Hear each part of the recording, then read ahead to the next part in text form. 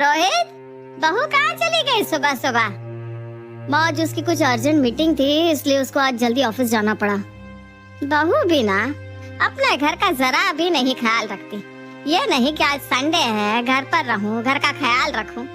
अरे मेरी तबीयत भी ठीक नहीं है, नेहा भी कॉलेज के काम से बाहर ही रहती है। घर में उसका छोटा बच्चा भी तो है, उसका भी ख्याल नहीं उसको। माँ आपको पता है वो भी परेशान है। कल रात वो उदास थी क्योंकि वो भी थक जाती है। हमें इस चीज का थोड़ा ध्यान रखना होगा।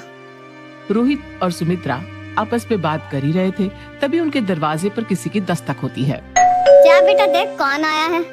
सुमित्रा की बात सुनकर रोहित दरवाजा खोलता है, जहां वो देखता है कि उसकी पड़ोसन की बेटी काजल उसके दरवाजे पर अपने हाथ में खाना लिए खड़ी है। अरे काजल तुम यहाँ, और तुम्हारे हाथ में क्या है?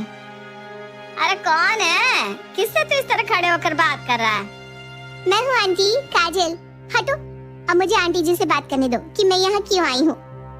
काजल रोहित को साइड कर अंदर जाती है और टेबल पर खाना रख के कहती है, आंटी जी मैं हूँ। भाभी जब सुबह जा रही थी ना, तब उन्होंने मुझे कहा था कि आज उन्हें जल्दी निकलना पड़ रहा है, वो आप लोगों के लिए खाना नहीं बना पाई, इसलिए उन्होंने मुझे खाना देने को कहा था। कह रही थी मैं आपका ध्यान रखूं क्योंकि आपकी तबीयत ठीक नहीं है। काजल के मुंह से ये बात सुनकर सुमित्रा की आंखें भर जाती है और वो अपने शब्दों को याद करते हुए बोलती है, मैं भी ना न जाने क्या क्या बोल रही थी बहू को। वो बेचारी मेरे बारे में कितना सोचती है, और एक मैं हूँ जो अपनी ही बहू को न जाने क्या क्या बोल देती हूँ। क्या हुआ आंटी जी, क्या सोचने लगी आप? कुछ नहीं बेटा, बस ऐसे ही। ऐसे क्या बना कर लाई है तू? आप ही देख लीजिए। आरुष कहाँ है? उसके लिए मैं बॉर्नविटा लेकर आई हूँ। वो अपने कमरे में सो रहा है ना? हाँ ठीक है, मैं भी उसके पास जाती हूँ और उसे उठा कर लाती हूँ। काजल तो वहाँ से चली जाती है, पर ये सब देखकर रोहित अपनी माँ से कहता है, देख रही हो माँ, आपकी बहू आपका और हमारा कितना ख्याल रखती है, और एक आप है जो उसको कभी नहीं समझती। रोहित की बात सुनकर सुमित्रा उसकी बातों का कोई जवाब नहीं देती, बस मुस्कुराती रहती है। वहीं काजल भी आरुष को उठाकर ले आती है, जिसके बाद सभी लोग साथ में सुबह का ब्रेकफास्ट करते हैं। सुबह से शाम हो जाती है, पर अब तक रानी घर नहीं आई थी। शाम को एक बार फिर काजल खाना लेकर आ जाती है। अरे तू क्यों हमारी इतनी चिंता करती है? अभी रानी आती होगी। भाभी को आने में न जाने कितना समय लगेगा, और घर आकर थकी हारी खाना थोड़ी ना बनाएंगी।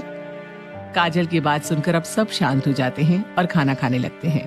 आज किसी को भी रानी का ख्याल नहीं आता। रानी के हाथ में सामान रखा था, वो खुशी से अपने घर वालों को आवाज लगाती है, माँ जी, रोहित, आरुष, कहाँ हो आप? देखो आज मैं सबके लिए क्या लाई हूँ। रानी की आवाज सुनकर सभी बाहर आते हैं। रानी के हाथ में सामान देखकर रोहित पूछता है, रानी ये तुम्हारे हाथ में क्या है? आज मैं लेट हो गई ना, तो मैंने सोचा क्यों ना मैं हम सबके लिए बाहर से कुछ लेकर आऊं। चलो आप सब डाइनिंग टेबल पर आ जाओ, मैं भी आप लोगों के लिए खाना निकालती हूँ। पर मम्मा हमने तो खाना खा लिया। खाना खा लिया? पर कैसे? माँ जी की तबीयत खराब है, रोहित आप लोगों का ख्याल रख रहे हैं, तो फिर खाना बनाया किसने? काजल बुआ ने। क्या? काजल? पर वो यहाँ क्यों आई थी? मतलब मैंने तो उसको सुबह और दोपहर का खाना देने को कहा था, लेकिन वो रात को क्यों आ गई? हमें लगा रात का खाना भी तुमने ही कहा होगा देने को, इसलिए वो यहाँ आई है। वैसे भी तुम बिजी इतनी रहती हो। रोहित की बात सुनकर रानी कुछ नहीं बोलती और खाना वहीं रखकर चुपचाप चली जाती है। रानी को उदास देखकर रोहित उसके लिए खाना निकालकर उसके पास ले जाता है। क्या हुआ रानी? देखो तुम काजल को गलत मत समझो, पर तुम आज बहुत लेट थी और इसलिए उसने हमारे लिए खाना बनाया। वो बात ठीक है, लेकिन क्या आप लोगों को मेरे लिए रुकना नहीं चाहिए था? अच्छा आई एम सॉरी, बस आगे से हम ध्यान रखेंगे, पर फिलहाल तो तुम कुछ खा लो। रोहित की बात सुनकर रानी खाना खाती है। रोहित और रानी आपस में बात कर रहे थे, तभी वहाँ आरुष आता है और अपनी माँ से कहता है, मम्मा कल स्कूल में पीटीएम है, पीटीएम में मम्मी पापा का आना जरूरी है। हाँ बेटा हम जरूर आएंगे, अभी रात ज्यादा हो रही है ना, एक काम करो आप अपने कमरे में जाओ और सो जाओ। मम्मा आप आओगी ना? रोहित आज भी भाभी नहीं आई, अगर तुम बुरा ना मानो तो क्या मैं आरुष की पीटीएम में आऊँ उसकी बुआ बनकर? वैसे भी यहाँ नेहा नहीं है, आंटी बीमार है, तो क्या मैं? काजल की बात सुनकर रोहित उसको हाँ कर देता है और आरुष की पेरेंट्स मीटिंग को अटेंड करता है। शाम को जब रानी घर आती है तब I'm so sorry बच्चा, मुझे छुट्टी नहीं मिली। मैंने बात की थी सर से, बट मम्मा मुझे आपसे बात ही नहीं करनी।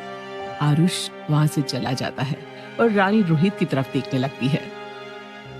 रोहित, सच में मैं आना चाहती थी पर बस करो रानी, कोई बात नहीं, तुम्हारी जगह काजल ने अटेंड कर ली मीटिंग।